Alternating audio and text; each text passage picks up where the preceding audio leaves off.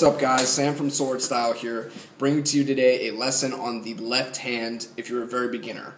Okay, so if you're a beginner, I'll tell you now, your left hand is the one that does, it's the more articulate of the two hands.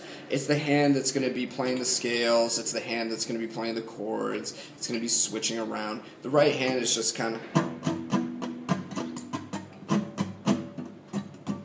it's strumming, it's picking, whatever. It has its own thing. But the left hand is where you're probably going to have the most problems starting out because it's the least obvious. So the left hand, I usually give the beginners a couple of different tips, and I'll give them to you now.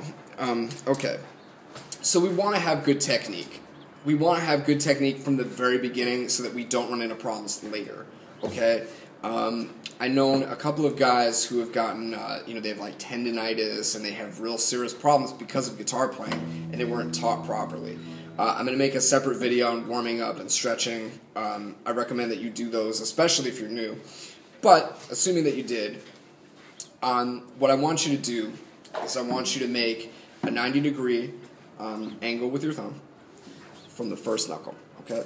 So from here to here, maybe not 90, maybe like 45, okay? I want you to have that angle, okay? Then what I want you to do is take this and put it right up underneath the guitar.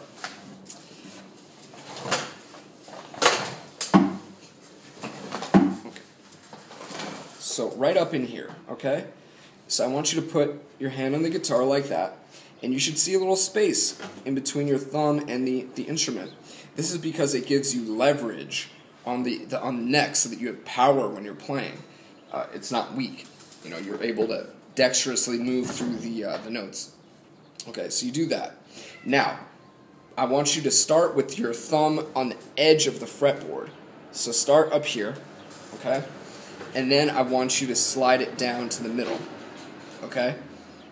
Now look. See where my arm and my wrist are? They're straight. It doesn't matter if I'm down here playing it like this or I'm over here. Okay? It's still pretty much straight. It might be a little bit bent when I'm playing some other stuff, which is not ideal. You ultimately want your hand to always be relaxed.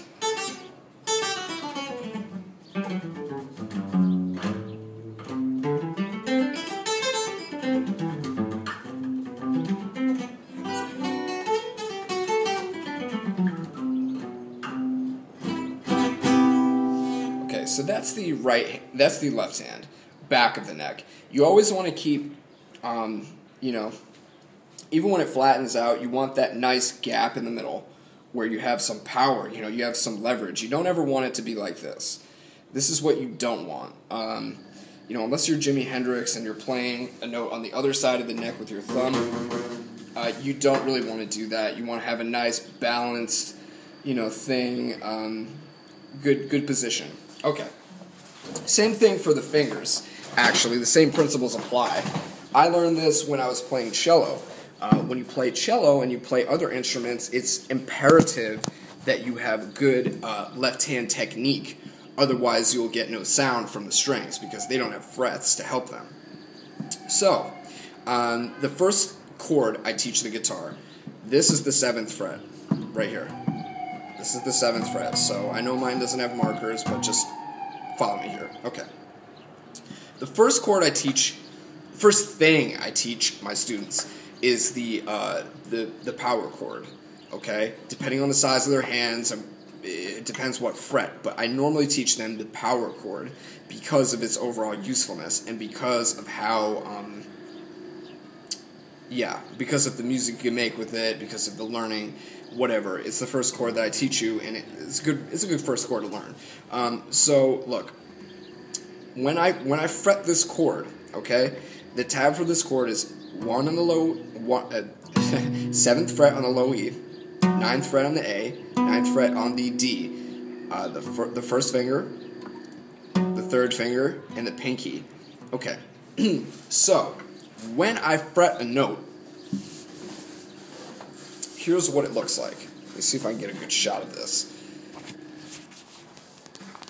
When I fret fret a note. What I'm doing,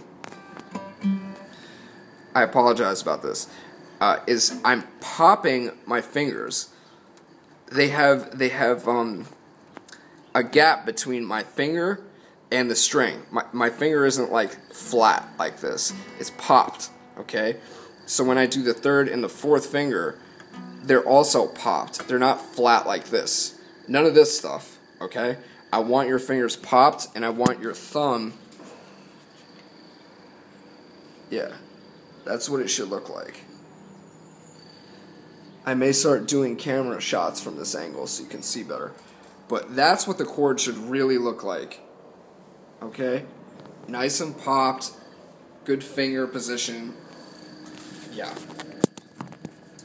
So the reason for this is because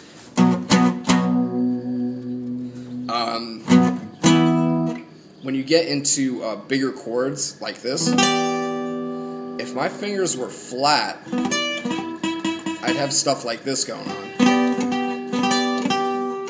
where this note isn't ringing out because my finger isn't up, and it's impeding this note from ringing out because it's muting the string. So the point is, always keep your fingers popped. See what I'm doing? See the little gap between the fretboard and my fingers? That's what you want. Okay, so when you're doing this chord, this is how it looks. And that's how it sounds. So I'm actually going to go into another lesson on this in 1 second.